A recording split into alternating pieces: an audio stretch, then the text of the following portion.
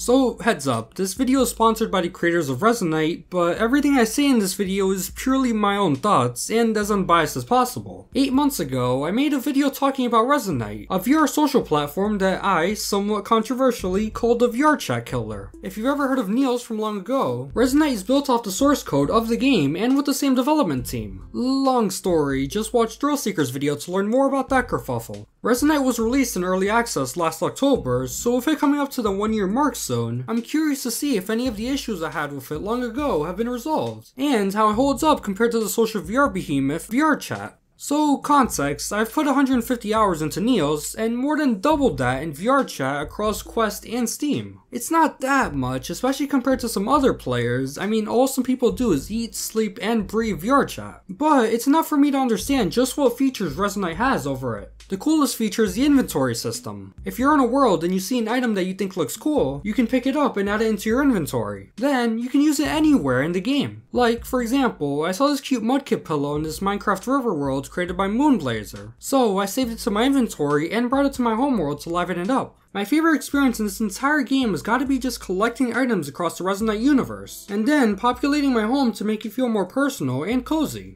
I also love these inventory folders that you're given when you first start playing. There's a Resonite Essentials folder that has some cool goodies, but more importantly, there's a JP Publics folder, which contains the folders of tons upon tons of Japanese creators' items. It's fun delving into these folders and finding items that I would have never expected to work in Resonite, like an entire playable bowling lane and a working drone. I gotta say, this community is really talented. There's also a direct file system in Resonite that lets you bring in any file into the game, like images, videos, and even 3D models. I do wish there was a thumbnail view of the files so that I knew what exactly I was importing though. My downloads folder is a bit of a mess, so it's like a game of Russian roulette clicking on files to see what happens. It's cool to be able to just grab a big file and then just hand it to a friend for them to download instantly. There's also a virtual monitor that lets you see and interact with your computer, which is immensely useful for looking something up and watching videos. Unfortunately, it can't be placed into the world itself, nor can the screen be shared to other players, so I don't use it that much. Last, but certainly not least, the feature that makes Resonite leagues more powerful than VRChat is the in-game scripting language called Protoflux. With VRChat, you need to use an external game engine called Unity on your computer to create worlds. But with Protoflux, after learning the visual node-based language, you can create complex games right in Resonite itself. Back during the Niels days, I spent some time trying to learn that game's version of Protoflux, and it was definitely tough for my tiny little brain to understand, but it's still really awesome seeing those nodes work right in front of me. There's a few videos that you can watch to get a basic understanding of Protoflux, but you can always just ask people in game for help. As far as I'm aware, Resonite's worlds are all built with Protoflux, which just shows the caliber of stuff that can be made with it.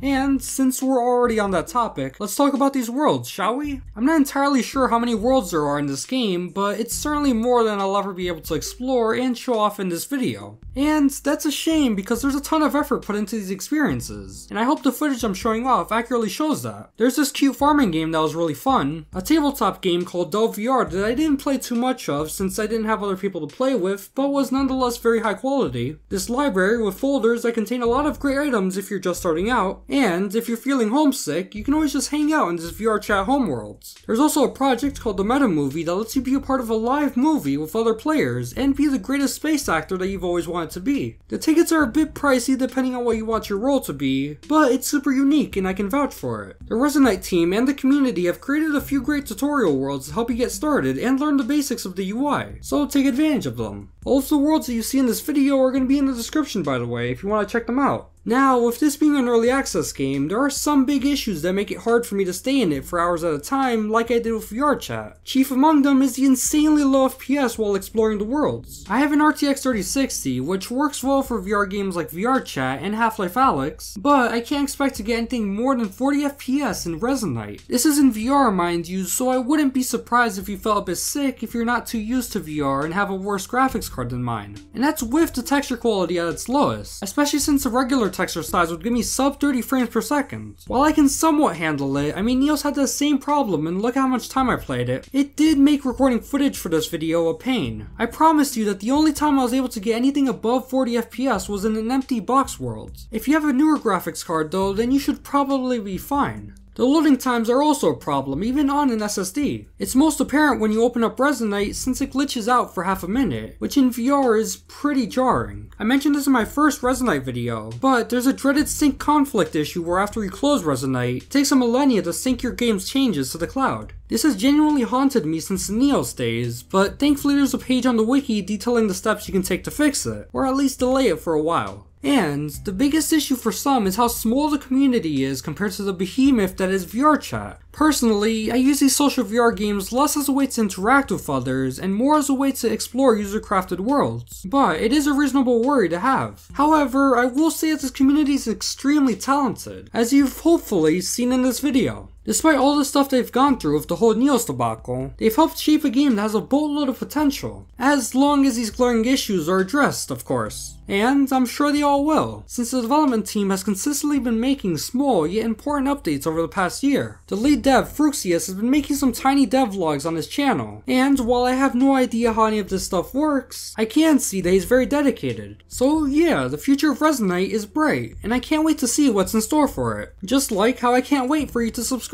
So Resonite is completely free to download on Steam, but you should consider joining their Patreon to support the team and this cool platform that they're building. It gives you access to more cloud storage, shoutouts, and other cool stuff. Links to it and the Steam page are down below. Alright, thanks for watching, I hope you enjoyed, and take care.